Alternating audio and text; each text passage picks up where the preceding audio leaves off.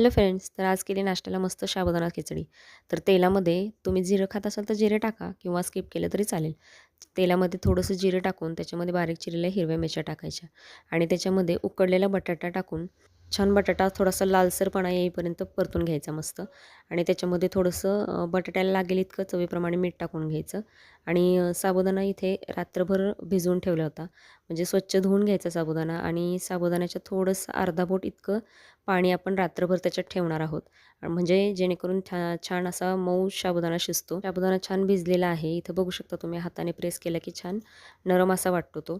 आता बटाटा परतून घेतल्यानंतर त्याच्यामध्ये भिजलेला साबुदाणा टाकून छान परतून घ्यायचं आणि त्याच्यानंतर बारीक केलेलं शेंगदाण्याचं कूट म्हणजेच शेंगदाणे भाजून छान बारीक केलेले. तुम्हाला आवडत असेल तर तुम्ही म्हणजे अर्धवट बारीक केलेले शेंगदाणे पण टाकू शकता आणि चवीप्रमाणे मीठ मीठ टाकताना आपण आधी सुरुवातीला बटाट्याला लागेल तितकं मीठ टाकलं आहे. ते लक्षात ठेवूनच साबुदाण्याला लागेल इतकं मीठ टाकून छान हलवून घ्यायचं. एक छोटा चमचा साखर टाकून घ्या. साखर टाकल्याने पण खूप छान टेस्ट येते.